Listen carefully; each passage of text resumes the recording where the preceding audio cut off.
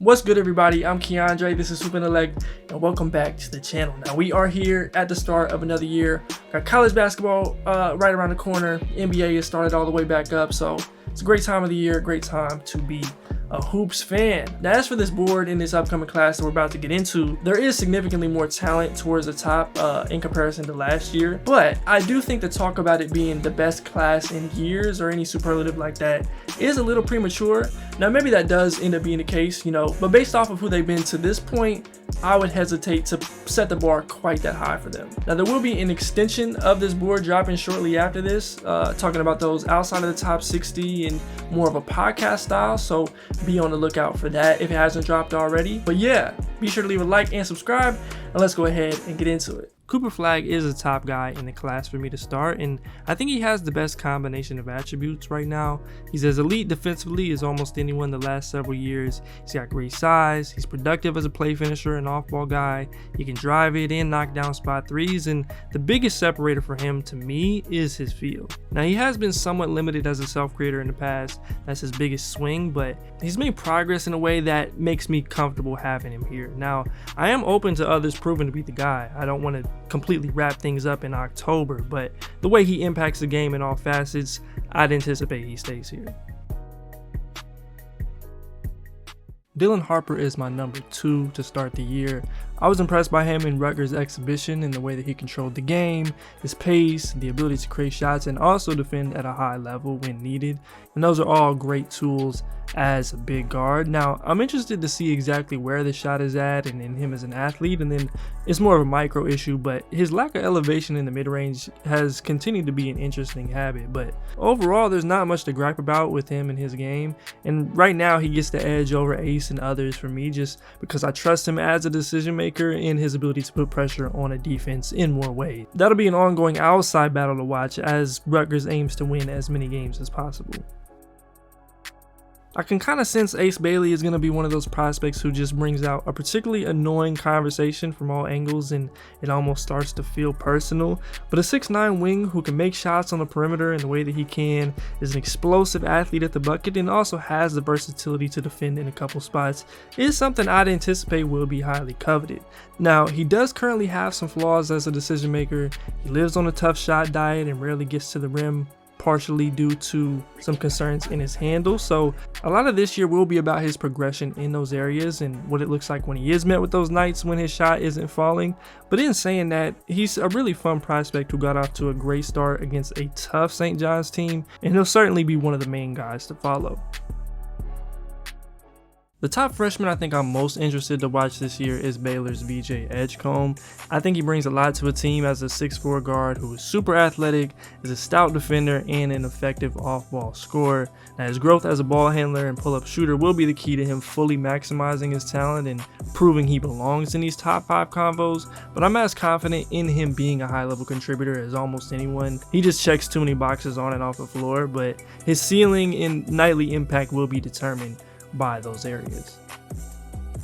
Nolan Traore has continued his steady play so far this season, showing off his great upside as a lead guard and playmaker. He had some early struggles where it felt like the game was going just a bit too fast for him, but he's quickly settled in and he looks like he's learning on the fly.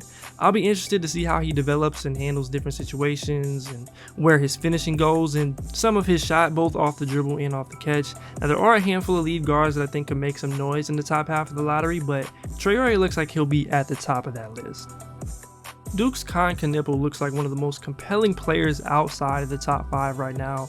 He's a 6'7" winger guard who can shoot the net off, he can make a play off the bounce, and has the type of game that should complement well at the next level. He was incredible against Arizona State, especially in that second half, and I think we're going to see his game weaponized in a way that he stands out as much as anyone on this team. Now, his individual defense and athleticism could be ceiling limiters for him, but man, he's just been good at basketball, and with how it looks now, him and Flagg might unintentionally bring the old Duke hate back out of people. It wasn't the best debut for Illinois' Kaspers Yakuchonis in their exhibition against Ole Miss. The turnovers were an issue, and previous thoughts about him handling the athleticism and physicality on this level were apparent. But you can still see a lot of his upside. I like his game as a bigger guard who can shoot it, play on and off the ball, and make plays in the pick and roll, and just has a natural craft to his game. We'll see how he continues to adjust, and I think he will. And with the keys to this team, he'll have a shot at being the best true international freshman since Lauri Markkanen, and someone that could compete for a top 5 spot. This is still a bit higher than most have had him, but I think Arkansas freshman Boogie Fland is well deserving of being in the lottery entering the year. He showed off his dynamic creation ability and his defensive activity in their exhibition against a veteran Kansas squad, and looks like he'll be one of, if not the driving force of that team. There's always a super high threshold for small guards to be in lottery talks these days, but I think Boogie's that good and that well rounded, and I'd hesitate putting a glass ceiling on where he could ultimately end up among this class of guards. Drake Powell definitely looked like a freshman finding his way in the first exhibition against Memphis, but you can still see a lot of the pieces that I think could make him a lottery pick this year. And the same could be said for the second one, though that was against a much lower level team. He's as gifted a freshman wing defender as I think there's been the last few years, and he has the size to guard a couple positions. He's going to have to be more aggressive offensively and really take advantage of his opportunities. If he's that hesitant all year, it'll lessen his appeal, but an athletic wing that's an underrated passer and has flashes as a shot maker will always have appeal. BYU freshman Jaeger Dimon is a guy who I believe has the upside to make the top half of this lottery a little more interesting.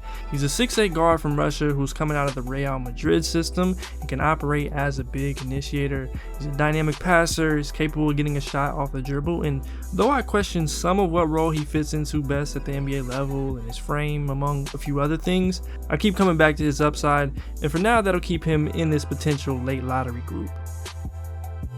UConn's Liam McNeely has received a lot of praise from Coach Dan Hurley, who said he's the best freshman they've brought in terms of how good he is right now, and he looks ready to help this team on their unthinkable quest for a three-peat. Now as for the NBA, he's one of the best shooters in this class at 6'8". He's unselfish and has good upside as an overall off-ball scorer.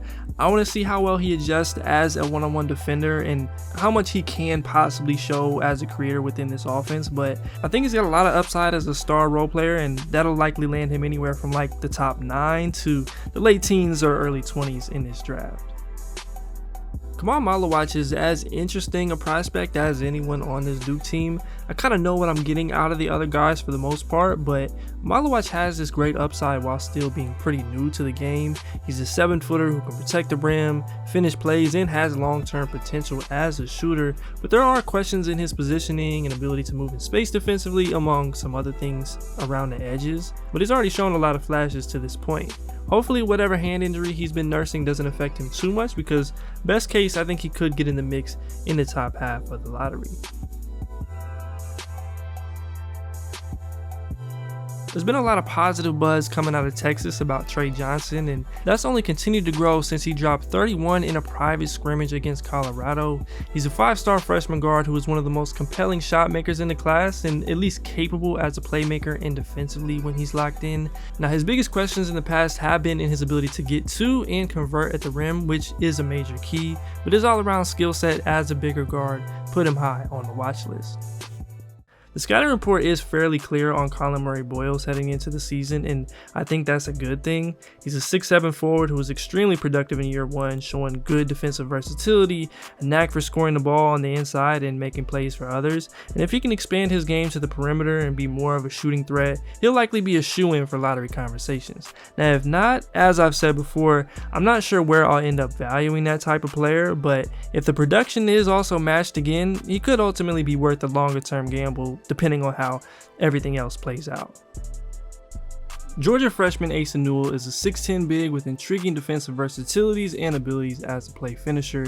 In their exhibitions, he had 20 against Charlotte and 19 against UCF, including 3 threes, and that's a great start even without seeing those full games out there.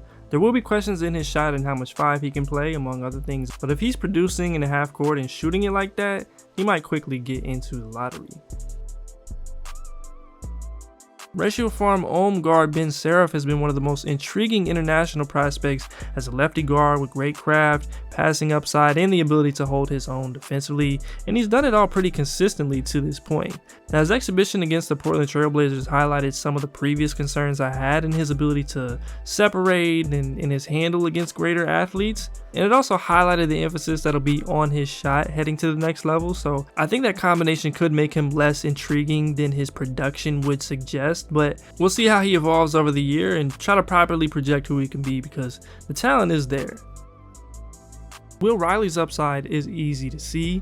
He's a 6'9" wing who has shown some terrific shot making and playmaking abilities, and he had flashes of all of it against Ole Miss. Now, he also looked very young. He is skinny, and there will surely be an adjustment period for him in the first part of the season, but the talent is apparent as a dribble, pass, shoot wing, and I think best case he could get into top 10 talks. Dink Pate has as wide a range on boards of any prospect entering the year, with some having him as high as the top 10 and others a little more skeptical with him in that late first, early second round type of range. And while I like his talent, I could honestly see it going either way. He's a big guard who had some really encouraging flashes with the Ignite last year, making passes, showing off the handle and ability to create shots, but the outside shot, his efficiency and ability to fit in an offense is still somewhat in question.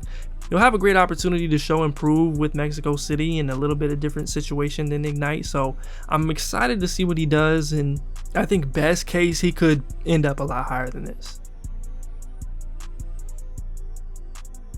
Jaleel Bethea immediately showed off his high-level shot making in his first exhibition at Miami, scoring 10 points in 9 minutes. Unfortunately, he also got ejected for what they deemed a punch. It was pretty questionable to me, but he's going to be one of the most fun freshmen to watch. Sure, there are some questions in his playmaking and defense, which is customary for a lot of scoring guards in that 6'4", 6'5" range, but he's as dynamic as they get and should have a lot of success in this situation. Syracuse freshman Donnie Freeman will be a key piece in this group that looks to get the program back to national prominence.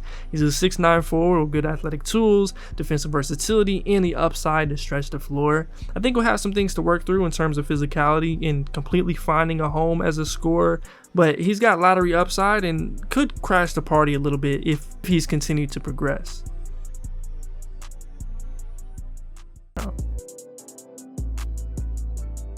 Noah Isinghe is one of the youngest players in this class and also one of the most productive in any international league right now. He was a standout on the junior club level, and now playing with the big team, he's done a good job of adjusting to his role as more of a wing and showing upside as a versatile defender and passer in multiple parts of the floor. Now, I'm a little unsure of who he is right now, and he's probably going to have to shoot it to stick, but 17 with his type of production and frame and figuring out how to be effective against a real NBA team, it's obviously going to be worth the gamble at some point.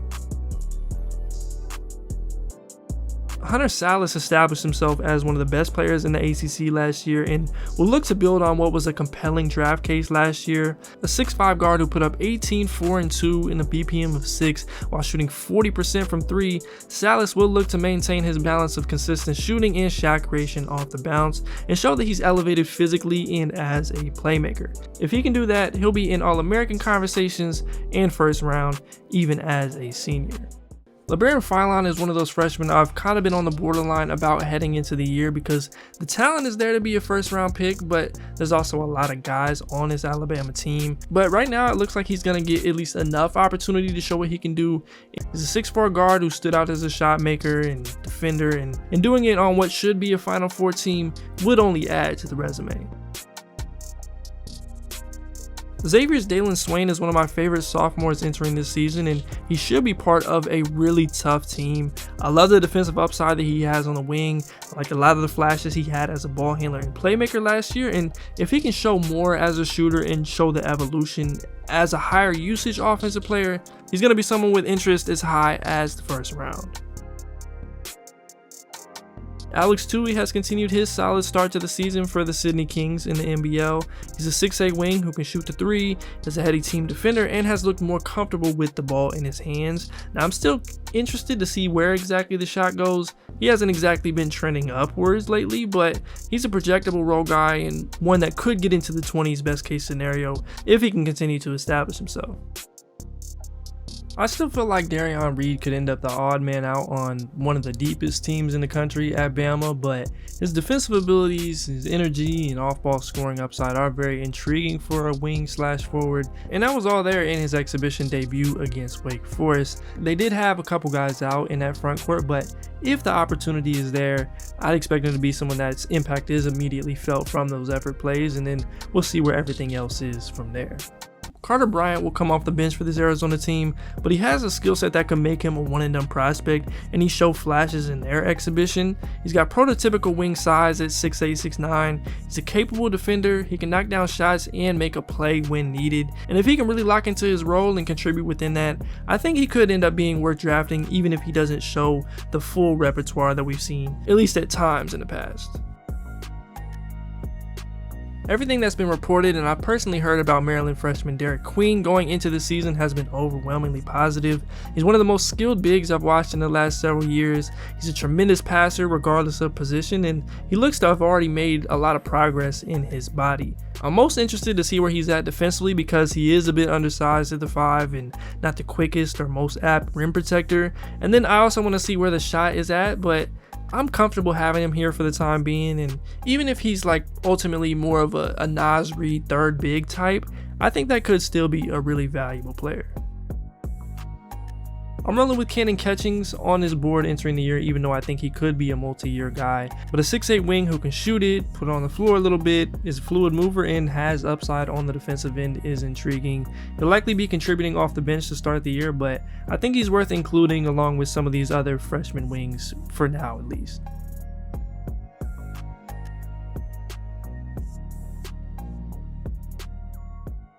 Alex Karaban was an essential member of both of the last UConn championship teams, but he'll look to truly lead this next group to success. He was already draftable last season as a sharpshooting wing/forward with great feel and probably would have had a good shot at a guaranteed deal. But this year he'll look to show growth as a playmaker and dispel any concerns that are there as an athlete. He's pretty plug and play overall and consistently makes the right play, but that'll be what improves his stock as an older player who we've seen a lot from. Cam Jones was the third guy on that great Marquette team last year behind Tyler Kolek and also Iguodaro, but he'll run the show this year. Over his last 16 games, he was at 21, 3 and 3 on 68% true shooting, which I honestly didn't even realize he was on that type of run until I just looked that up. But he should bring that same high level scoring craft and pick and roll pace. And if he takes steps forward as a playmaker and decision maker while keeping this team competitive, he should have a lot of interest. Ian Jackson definitely looked like a freshman in his first exhibition against Memphis, which is to be expected to some extent, but it did highlight some of the concerns in him as a jump shooter and playing off ball, especially with RJ Davis, Elliot Cadeau, and the seeming emergence of Seth Trimble on this team. He'll stick on the board because I like his talent as a creative scoring guard who's a good athlete and has quite a bit of upside defensively, but he is another one of those guys who is playing on a pretty talented and older team. Rocco Zakarski has been disappointing this year, to say the least. He's still yet to play many meaningful minutes, and it's clear his progression hasn't happened quite as quickly as I anticipated. Definitely got a bit ahead of things in some ways, but I still think he's got promise in the long term. He's legit 7'2", he can anchor a defense and score well in close, and he moves fairly well for a guy that size. Now at this rate, I think another year in the NBL may make the most sense for his development and of course his draft stock, but if he does get more consistent opportunity over the course of the year like we have seen some other prospects get in the past, it'll be easier to fully evaluate the type of progress that he's made. I like KJ Lewis's potential as a strong 3-and-D off guard who plays with a ton of energy. He's a great athlete and was one of the most productive freshmen last year. I want to see him take on a little more offensive responsibility, just taking the proper steps forward as a shooter and then staying out of foul trouble consistently. But there's a role for him if he can prove to be more than one-dimensional. Jameer Watkins is one of a few players I don't think we'll learn too much about this year. He made the needed improvements last year as a transfer at Florida State, and I thought he was well draftable as a wing defender and connective piece. So this year, for someone that'll be 24 when he makes his NBA debut, it'll be about dominating in all facets and standing out against his competition and then making more strides as a shooter. I think it's laid out pretty clear for him. I'm in on Caleb Foster as a future NBA guard. He dealt with some injuries in year one, but his adjustment to playing off the ball and his shot matched with the playmaking and pressure he can put on a defense make him poised to lead this team. Now maybe you could say there's enough mouths to feed on this team that it'll make sense for him personally to be the elder statesman on the Boozer edition of this team next year, but to me, he looks ready to lead this team right now. Colorado State's Nick Clifford had a fantastic year after being a mostly non-factor during his career at Colorado, and now he looks like a legitimate 3-and-D piece. He's physical, he's great on the glass, he plays with a lot of fire, and should we see a little more volume from 3 and offensive expansion, he'll be a favorite. Now this team might be considerably worse than last year, so that's an interesting wrinkle, but we'll see what he does. Now I am curious to see JT Toppin make that adjustment to the Big 12 this season. He put up 12 points, 9 rebounds, and 2 blocks as a freshman at New Mexico, showing great defensive versatility, high energy, and good touch and athleticism as a finisher at the bucket. He'll have some of those same questions for those tweener combo forwards who don't shoot it yet that we'll talk about throughout this board, but a BPM of 8 as a freshman and his athletic tools are a pretty worthy bet entering the year. Arizona's Matthias Krivas has been dealing with a foot injury the last couple months, and for a 7-footer, that's something that you never want to hear, and I'm also not sure how much progress he's made to this point, but if he is healthy, he's an intriguing anchor 5 with good touch at the bucket and the potential to space the floor in time. Hopefully the foot doesn't turn into a real issue, but I'm at least a little worried about him entering the year. I believe we talked about St. Thomas a few times last year. He broke out at Northern Colorado after trying to find his way for a few years at Loyola, and now at USC he'll have the platform to show his game as a big wing or forward with shot making upside and the ability to make a play. I've got some questions about who he guards and just how effective a shooter he is, but he's already impressed in the exhibition setting, so I'm excited to see what he does under Coach Muss. Kwame Evans Jr. or KJ Evans has a lot of upside in this draft. He took his lumps as a freshman, but I liked what he showed as a big forward who's versatile on defense and can finish plays. He had his most success as a small ball 5, so I'm interested to see the shot and how he avoids being a bit of a tweener forward, but if the defense is there fully and he's producing offensively more consistently, there will be a lot less to worry about. Michael Ruzic hasn't been particularly impressive this year. He's had some better games since they played Ulm and shown how impressive the shot can be as a 6'10 forward who can move fairly well for a front court player. I think part of it has more to do with me just trying to figure out where I value players in his general archetype. So I think that'll be the main thing, but we've got a lot of time to figure that out and see how he looks this year. I'd expect Mark Sears to be one of the best players on one of the best teams in the country and build on his excellence as a shooter and playmaker that he showed last year. He is basically 5'11", so that's a huge uphill battle for any guard and probably limits his ceiling, but he's proven that he can do it against anyone and on the biggest stages to this point, so barring a major drop-off, he should be a staple in draft combos, especially with how good this team will be again. Pitt's Jalen Lowe looks poised to pick up where Bub Carrington left off last season. He's a skilled lefty guard who really made a difference down the stretch and has gotten off to a good start in their exhibition. Now, he was at only 48% at the rim last year. He's not the most physically imposing, so he'll need to hit on those things, but he's another guy I think has first round upside, best case scenario. Milan Momcilovic has intrigue as a sharpshooting 4 who excels from 3 and the mid-range. I've got questions about where he guards and how much he's able to do as a creator, and that's why I won't start quite as high on him as others, but he's got high upside and will be one of the best players on one of the best teams in the country. I was impressed seeing Rasheer Fleming in person for the first time at Formula Zero. I didn't watch more than a few St. Joe's games last year and was mostly focused on the guards in that, but he looked more skilled, confident, and poised to break out this season than in the past, and if he can continue on that path with the high motor, defensive versatility, and play finishing, he'll be someone worth giving a shot in some capacity at least, if not more than that. I think Xavier Lee could end up one of the most popular players in college basketball next March if Princeton handles business in the Ivy League like they should, and it's particularly because Xavier is a supremely talented guard who has emerged as one of the best creators and ball handlers in the country. He's got a lot in his bag, he's really effective at putting pressure on a defense, and I think if he can continue in the direction that he's been going, his junior year should be a fun watch once again. Indiana sophomore Mackenzie Mbaka was a first rounder for me going into last season.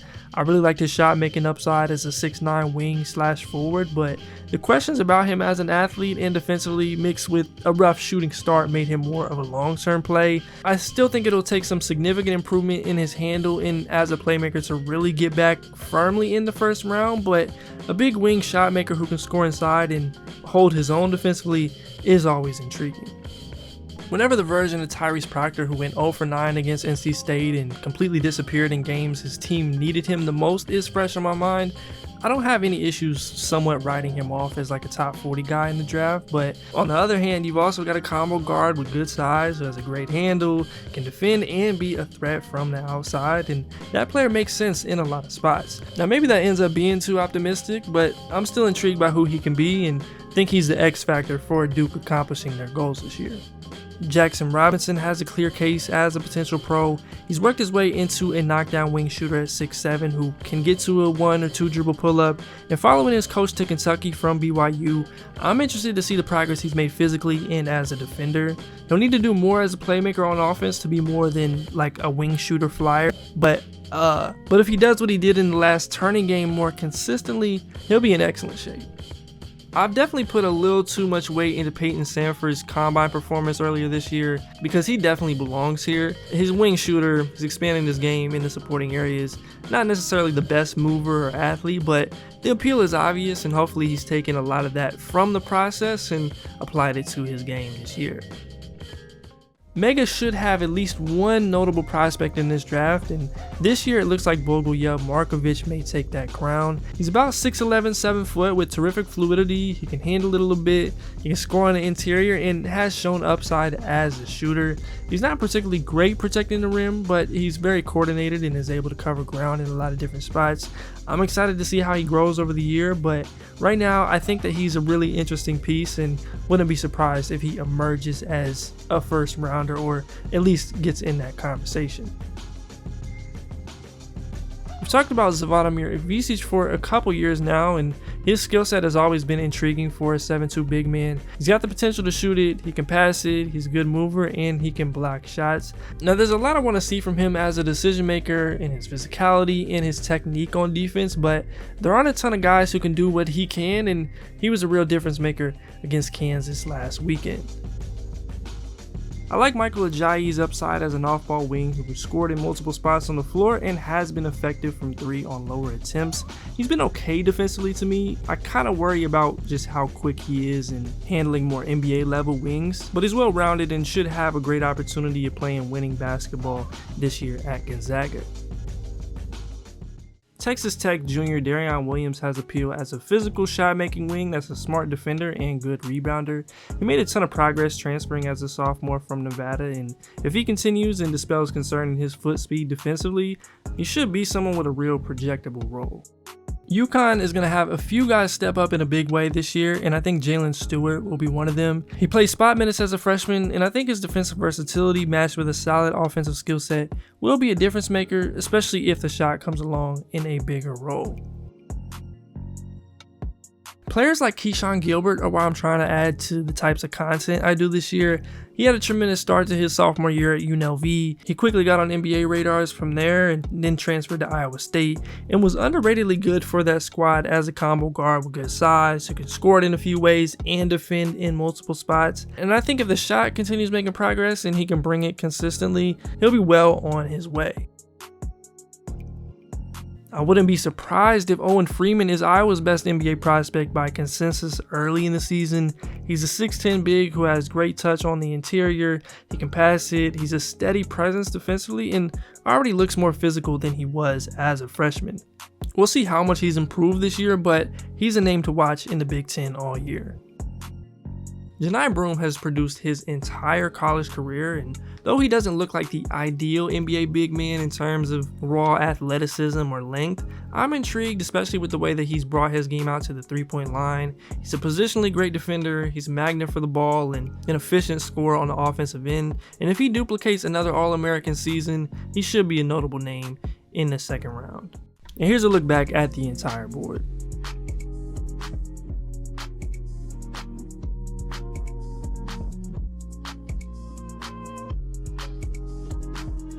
I appreciate y'all for tuning in to this preseason board. Again, that second part will be out very soon if it's not out already, so be sure to check that out. Drop a like if you enjoyed, subscribe if you are new to the channel, and leave a comment down below of some guys you think might rise throughout the year. As always, I'm Keandre, this is HoopIntellect.